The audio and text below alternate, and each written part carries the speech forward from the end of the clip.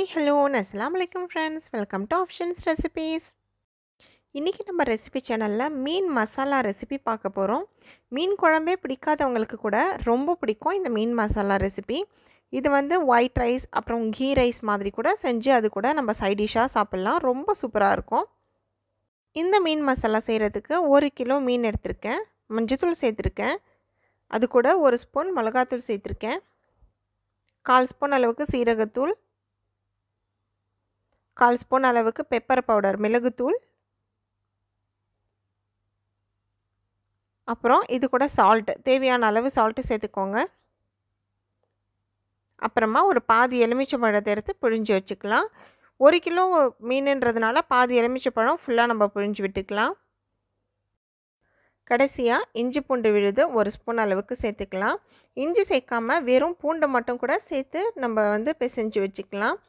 இப்போது இந்த பேஸ்ட் வந்து நல்லா எல்லா மீன் மேலேயும் படுற மாதிரி இந்த மாதிரி தடவி ஒரு அரை மணி நேரமாவது ஊற வச்சுருங்க. ஊற வச்சதுக்கப்புறமா ஒரு தவாவில் எண்ணெய் போட்டு இது நம்ம நார்மலாக வறுத்து எடுக்கிற மாதிரி வறுத்து ஃப்ரை பண்ணி எடுத்துக்கலாம். மீன் மசாலா செய்கிறதுக்கு சின்ன மீனை விட பெரிய மீன் தான் ரொம்ப சூப்பராக இருக்கும்.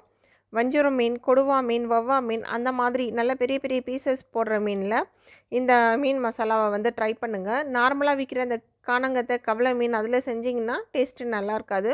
கொஞ்சம் பெரிய துண்டு மீனாக பெரிய மீனாக நீங்கள் செலக்ட் பண்ணிங்கன்னா அதனுடைய டேஸ்ட்டு ரொம்ப அல்டிமேட்டாக இருக்கும். இப்போது மசாலா தடவி வச்சுருக்க மீன் எல்லாமே அரை மணி நேரம் ஊறினதுக்கப்புறமா நம்ம இந்த மாதிரி ஃப்ரை பண்ணி எடுத்து வச்சுக்கலாம். பாருங்கள், மீன் எல்லாமே சூப்பராக ஃப்ரை பண்ணியாச்சு. ஃப்ரை பண்ணுறதுக்கு கொஞ்சம் எக்ஸ்ட்ரா ஆயில் சேர்த்துக்கோங்க. ஏன்னா அந்த ஆயிலே தான் நம்ம இந்த மசாலாவும் வதக்க போகிறோம்.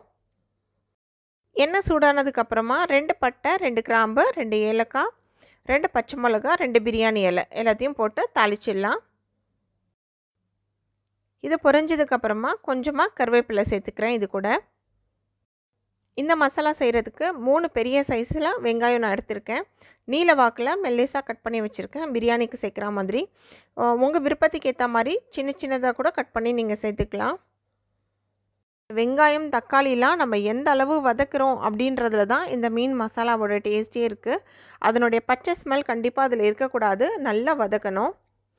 இந்த வெங்காயம் வதங்கிறதுக்கு தேவையான அளவு சால்ட்டு நான் சேர்த்துருக்கேன். அடுத்தது ஒரு 2 தக்காளி, நல்லா பழுத்த 2 தக்காளி கட் பண்ணி இது கூட நம்ம சேர்த்துக்கலாம்.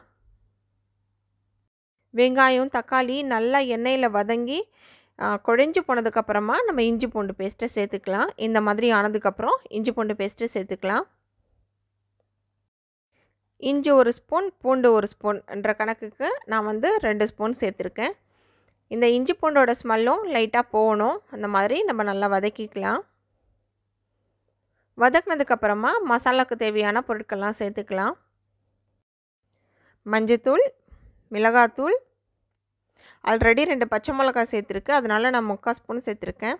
ஒரு 1/4 ஸ்பூன் அளவுக்கு சீரகத்தூள், 1 கிலோ மீன் எடுத்துருக்கிறதுனால 1 ஸ்பூன் கரம் மசாலா நான் இது கூட சேர்க்குறேன். 1 ஸ்பூன் கொத்தமல்லி தூள். இப்போது இதை நம்ம நல்லா இந்த மசாலா கூட சேர்த்து வதக்கிக்கலாம். வெங்காயம், தக்காளி, மசாலா எல்லாமே கலந்து போகிற மாதிரி கலந்து விட்டுக்கலாம். இது கொஞ்ச நேரம் வதக்கினதுக்கப்புறமா இதில் கொஞ்சமாக தண்ணி சேர்த்துக்கலாம். தண்ணி சேர்த்துட்டு இந்த மசாலாவை நல்லா கொதிக்க விடணும். மீன் குழம்புக்கு சேர்க்குற மாதிரி நிறைய தண்ணி சேர்க்கக்கூடாது, கொஞ்சமாக தண்ணி சேர்த்துக்கிட்டால் போதும். இது கொஞ்சம் கொதித்து முடிஞ்சதுக்கப்புறமா நம்ம ஏற்கனவே வறுத்து வச்சுருக்க மீன் பீசஸை இது கூட சேர்த்துக்கலாம். இந்த மீன் மசாலா செய்கிறதுக்கு அதிகமாக முள் இல்லாத மீனாக சேர்த்துக்கிட்டிங்கன்னா கிரேவியில் ரொம்ப சூப்பராக இருக்கும் சாப்பிடும்போது.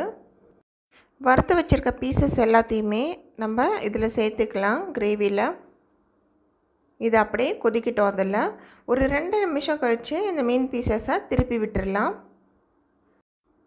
திருப்பி விட்டதுக்கப்புறமா ஒரு மூடி போட்டு 5 நிமிஷம் 5லேருந்து 7 நிமிஷம் வரைக்கும் இந்த கிரேவியை மெதுவாக சிம்மில் வச்சு கொதிக்க விடுங்க. அப்போ அந்த மீனோட டேஸ்ட்லாம் அந்த கிரேவியில் இறங்கி ரொம்ப சூப்பராக இருக்கும் சாப்பிட்றதுக்கு. ஒரு மூடி போட்டு மூடி வச்சிடலாம்.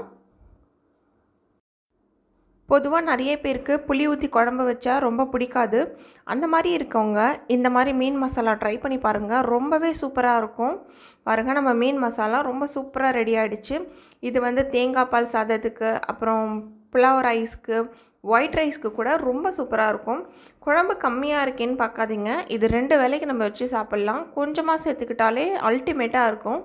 நீங்களும் வீட்டில் கண்டிப்பாக இதை ட்ரை பண்ணி பாருங்கள். ட்ரை பண்ணி பார்த்துட்டு எப்படி இருக்குன்னு எனக்கு கமெண்ட்ஸில் சொல்லுங்கள். பிடிச்சிருந்தா ஆப்ஷன்ஸ் ரெசிபீஸ்க்கு லைக் பண்ணுங்கள், ஷேர் பண்ணுங்கள், சப்ஸ்கிரைப் பண்ணுங்கள். Thank you friends.